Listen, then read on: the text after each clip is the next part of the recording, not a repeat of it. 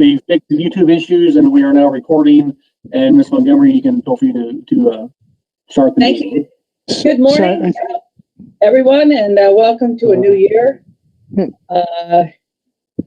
a new set of problems. May I briefly take the roll call, Ms. Montgomery? Yes. Ms. Montgomery, you are speaking. You're present. Mr. Giacalone? Here. Dr. Schottenstein? Here. And Dr. Cacarala? Here. And those are the committee meetings today. Thank you very much. Thank you, and thank you for everybody being present. We have a very short agenda today. We start with a provider agreement. Oh, let me just start by talking generally about this committee. I'm hoping over the next couple of months that working with Brandy and with Stephanie, that we can take a look at what we're doing as a board in terms of compliance. So often, Dr. Safran and Dr. Rothermill are the ones that have to work with the internal concerns about probation and what are the things we're asking of our licensees who come before us in some manner. And so I think we'd invite all of you to talk about, we're going to look at the processes and procedures and what works and what doesn't work.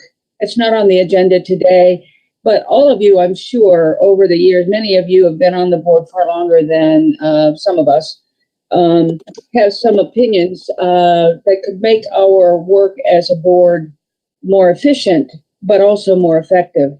Working with you folks have brought a new light to the words working with safety and efficacy. And I think that's also need to be translated into what are we doing in our board processes and that. So that's a hope that over the next several months, we can look working with staff to see how we can be more effective. Today, we have a very short agenda. We're asked to approve a provider agreement. We are all familiar with Glen Bay. It has 6 sites, one of which is a full service site, and the other are not. They are one is inpatient with full services in outpatient. The others are all outpatient. So, is there a discussion about Glen Bay before we make a decision to recommend? Anybody? Any comments? Dr. Schottenstein. Hi, I would just say that they have historically provided a good level of quality care, and I feel, good about their application. Great. Can I ask, as a non-doctor, a question? I don't mean to sound ignorant, but in reading about Glen Bay, they talk about having a compliance rate in the transition of 70%. And Dr. Soin isn't on, but for those of you who've dealt with substance abuse and transitioning and trying to help folks get sober, is that a good rate, or is that a normal rate, or is that above? 70 is a good rate. 70 is a good rate. It's quite a bit lower in the general population. I would also say that physicians in general tend to have higher rates. There's a lot of, how shall I say, baseline function that physicians can take advantage of in terms of being able to work a program and do it correctly. There's a lot of motivation, obviously, to get right with the board. But 70% is really very good. I would say I'd say it's quite a bit above average.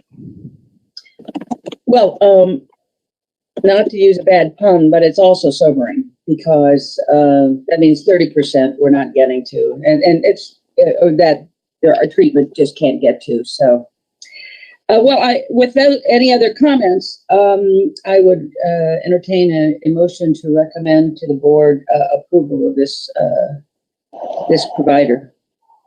I'll move. Second. Moved by Dr. Schottenstein, seconded by Giacalone.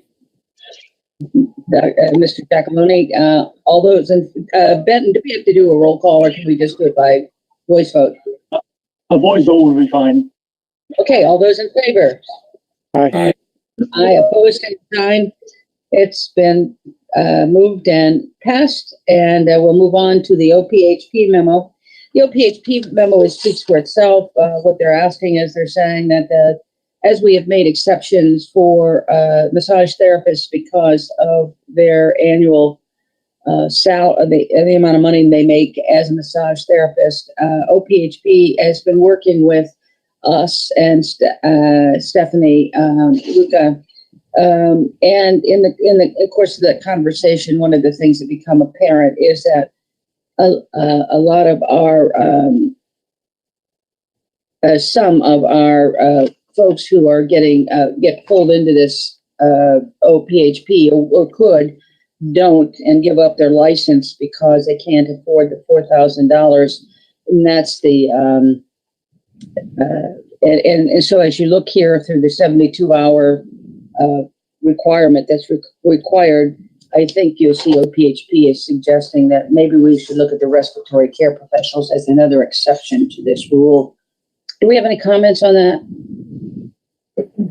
Dr. Beckel. Hi, Betty. I just want to comment on the respiratory therapist, and Dr. Caccarella may want to add some more, but I'm on a task force at Ohio State, and I know the respiratory therapists are under tremendous stress. Our intensive care units with COVID-19 are very full.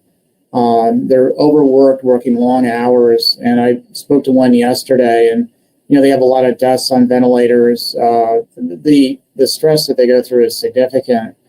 And that stress is going to lead to more problems with alcohol abuse and depression.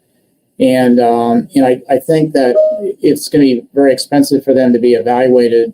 That's a real barrier. And I think we're at a critical time for this group of providers. They're on the front lines, and they're facing not only stress at work, but the stress of maybe bringing the infection home to their family members. So I think we really need to be there to support them. And I think the cost of this evaluation, if it's a barrier, is a disservice. So I would support a lower cost evaluation. Great. Dr. Schottenstein. Thank you. So I would echo that. Thank you. And I guess I had another thought, which is that, I think OPHP's point is well taken about the respiratory care therapist, but, could we extend that to our other allied care professions that we also monitor? Yeah. In other words, it's the same principle as with all the other allieds, and we, have several of them that we also monitor. The anesthesiology assistants, the genetic counselors. Is it fair that we look at it in general for our allieds? Dr. Schottenstein, you raise a great point, and I think it's one we've talked about at the board meeting as a whole. Is the cost of this 72-hour evaluation is pretty expensive, and our goal is to try to figure out how to get an evaluation done that's legitimate and yet cost effective. And I think it's worthy of a conversation with OPHP. And I don't know if Stephanie, if you think that I think before we just do it, perhaps we should take an evaluation of all of our licensees to see who might fall in that bucket if the committee is desirous of that. What do you think? I think that makes sense. When in conversations with OPHP, the respiratory care professional issue has bubbled up simply because of the sheer volume in numbers that they're seeing. But if we're going to make one change, I think we'll want to consult with them on their clinical recommendation of, does a lesser than 72-hour evaluation make sense for these other allied professionals? And if so, it's not just about cost, it's really about what makes sense from the evaluation as well, right? So I think that it's certainly worth a conversation with OPHP to talk to them about their recommendation for the allieds. Mr. Giacalone? Michael, one question. When you say allied professionals, are you including physician assistants in there? So I guess I'm sort of thinking through the, allieds who find themselves in the same boat generally as the respiratory care therapists with regard to potentially being priced out of practice. And so I don't honestly know if that applies to the, physician assistants or not. But I guess my thought, just to start with, is that physicians would be right to have the more intensive kind of assessment, and the non-physicians legitimately could have the more of the outpatient assessment. I agree with that, except the physician assistants kind of bother me because I think they're crossing over into actual physical treatment, surgery, whatever. And that's the only thing that bothers me. I agree with you. Genetic counselors, the other ones, I think is a non-event. I think that's more than fair. We leave the physician assistants where they are. Yeah. Okay. So I think maybe what we need to do is develop the criteria, and as the staff looks at it, we can come back and revisit that at the maybe next month's meeting. I also just as a general question, do we and we can talk to OPHP about this. Do we know that the three-day evaluation is far better than, it sounds that it's far better. It's a wraparound services, etc. But do we know that do we have any testing or any evaluation that tells us the success rate of the 1-day program versus a 3-day residential in-house program? Are there any studies out there? So I think that's something we can talk to OPHP to see. When we talked to them about this respiratory care professional issue, we did talk about that difference, that there are clinical differences, and different professions require different clinical evaluations. And so, I do not think it would be their recommendation that we include physicians in this, just as we talked about here. Right. And they probably would feel the same about physician assistants. I can't speak for them, but so I think it's worth the conversation to see what the outcomes are.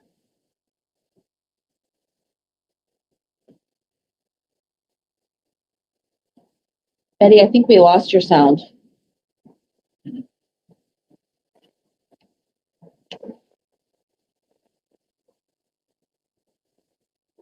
Ms. Montgomery, we can't hear you. I think we lost your audio. It seems to be okay on my end. He's doing a timeout here. I think we lost you for sure, too. I think we just lost you, Betty.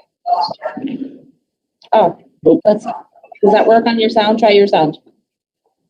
Yeah, am I the only one having audio problems here? You're back.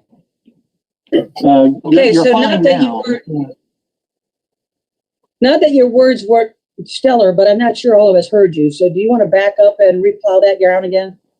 Sure. I think it's worth a conversation with OPHP to talk about the clinical differences by profession. And I think we can come back with information from them. That'd be great. Mm-hmm. Well, that being, and anything else with regard to the OPHP memo at this point, I think we could, do we need to entertain a recommendation for the full board of Mr. Giacalone? Yeah, one follow-up on this. Stephanie, could you ask the pharmacy board and the nursing board what they would do? I'd be curious to see what the other professions do in regard to this issue. Certainly. So that being said, our next step is to make is simply to say make a recommendation to the staff right now to bring us back more information but to let OPHP know that we are certainly sympathetic to and from what I can understand, we agree that we should include the respiratory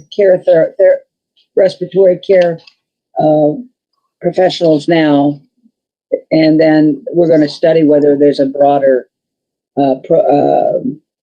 policy we want to follow. And then finally, we have monthly compliance statistics. So I think we're going to hear Brandy for the first time speak to this committee. So we've put away our swords and we're going to try to be nice to you. Well, thank you. So one of the things that I've been working on since I came to the board last month is discussing compliance overall with Angela Sturgeon, who is a fantastic employee who has a lot of great information available to me and I believe to the board that would reflect numbers that you all would be interested in seeing that from what I've reviewed, you guys had discussed with my predecessor, Alexandra. You talked about different compliance numbers that you were looking at. And so in discussing with Stephanie moving forward and doing statistical tracking of our compliance program, we wanted to get an idea from you all at the board what you were looking for specifically from us, so that way as we redesign our stats keeping, we know exactly what to report to you and what you are most interested in. Dr. Schottenstein. Hi, and thank you, and nice to make your acquaintance. I'd be glad to know more outcome-based results. How many violations of probation are we seeing? What's our relapse rate? I'd sort of like to know essentially how successful or unsuccessful our program is in terms of monitoring the licensees. Right. And Brandy, for me, I would like to see, I want to complete, what are our numbers? How many people do we have on probation? How long are they on probation? And by getting the statistics, we'll know whether or not maybe we'll be able to judge, some of these probations for 5 years, you look at and say, why are they on probation? And so that any of the data that can give us a sense of what works, so that we're not just doing a check mark at the end of a consent agreement or a settlement agreement, but we're not actually physically figuring out, oh yeah, well, this really is unnecessary, or no, we should do something else. Dr. Beckel, do you have, and Dr. Rothermel, you're working, and Dr. I don't think we have, and Dr. Safran, do you're working often day to day with some of these things. Do you have any data that you would like to see? Well, I think that the points that were brought up are important. I think as we look at this data, that we are going to have to keep in mind that we have people on probation that are in the middle of their probationary periods for a length of time that's much longer than we would assign in this day and age if that case had come before the board. So we are still working to get those probationers through, because in years past, people automatically put on probation, I think, without really much thought to what is the benefit to them of being on probation. And I think that's how we have to look at probation. What is that going to benefit the practitioner and therefore obviously the population, and in being a better physician. So the data may be skewed a little bit for a while, and maybe that's something we have to take into consideration. I think it's. We had a little bit of an audio problem there, but essentially you're saying that you believe that we need to look at this more carefully in terms of probation particularly. Is that a summary? We had the unique watch to speak in slow motion. Oh, I'm sorry. Go ahead. Well, it's not your fault. I'm saying we have probationers that right now that are on probation from several years ago, when it was done kind of automatically and for extended period of time without a lot of thought into what benefit is that probation giving them. And now I think we're looking more realistically at that as we're making a decision whether they need to be on probation or not. But I think that data can skew the current data as we're looking at it, and we have to keep that in mind. Dr. Safran and then Dr. Bechtel. Did you have any comments? Several years ago at a retreat, we discussed this and the board voted unanimously to allow us to put people on probation or not on probation. There was no mandatory except for impairment. And it's been working very well. And Dr. Rothermel is 100% correct. The numbers that you are going to see maybe now are skewed back to when it was an automatic or semi-mandatory state, but the board has empowered the secretary and supervising member to put them on probation as it's going to be effective for them and not a mandatory thing except for impairment, which is a 5-year mandatory probation. And Dr. Bechtel, thank you, Dr. Safran. Dr. Bechtel, did you have a comment? Yeah, but I think that one of the things that's really important is measuring outcomes. Are we making a difference? And I know we've got a great compliance group and they work really hard, but trying to look at relapses, are we doing everything we can to make sure our providers are getting the best possible outcome? Is there anything that we can do differently that would impact things? And again, looking at relapses and things that maybe we could do differently that would enhance success. I know they do a great job. They work really hard, but can we look at statistics and look at relapses and success and maybe compare with other states too? Right. Well, I see we're coming to 8:59. Are there any other comments? If not, oh yes, Brandy. Just wanted to get a quick kind of feel from all of you of what your personal perception of success is.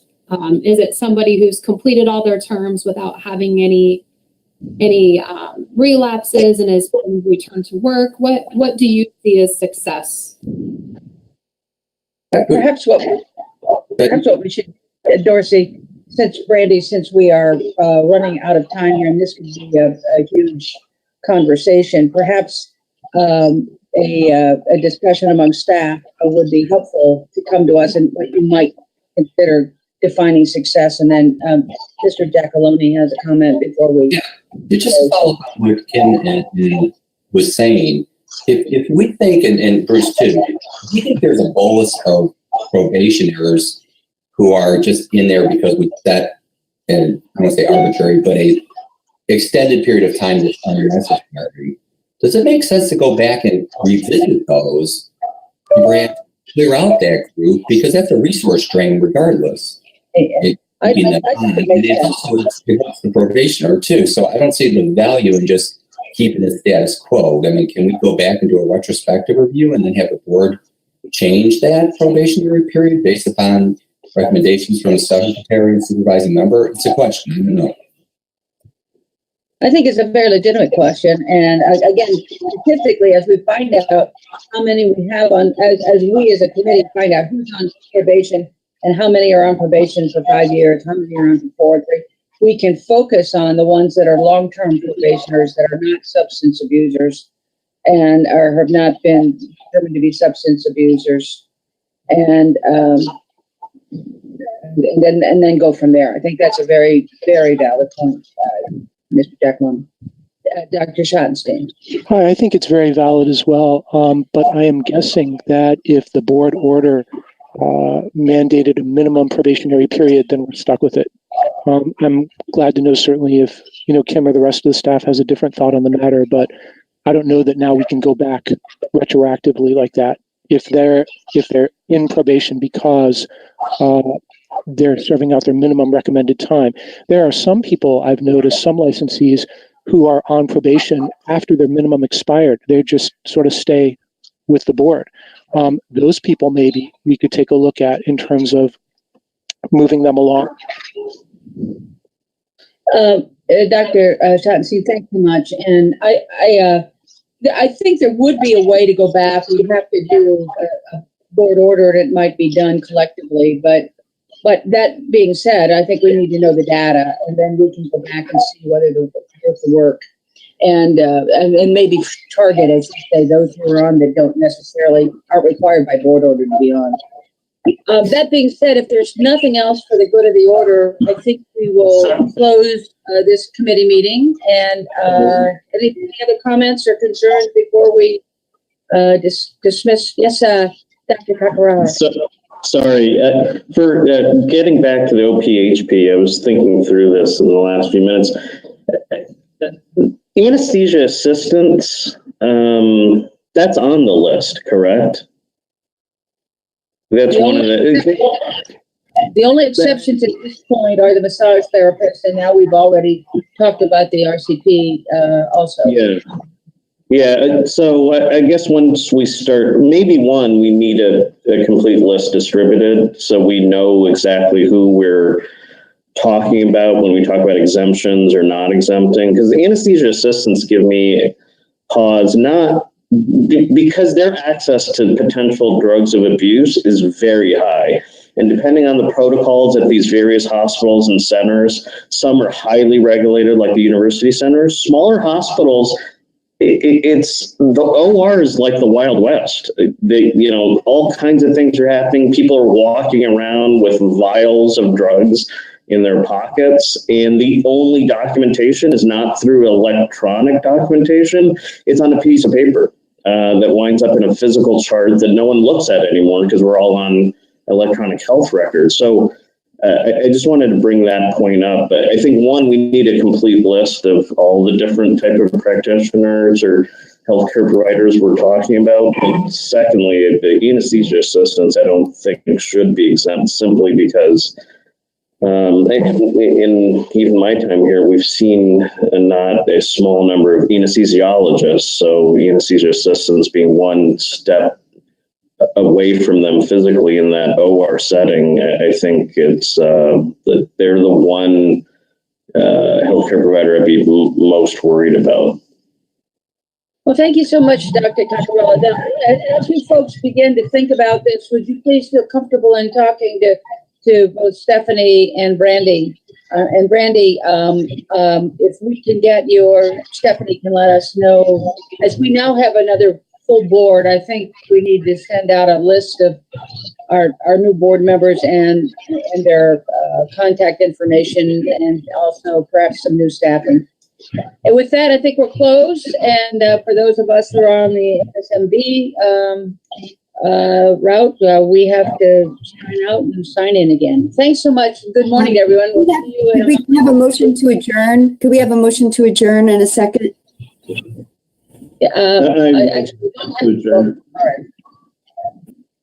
Second. Moved and seconded. All those in favor?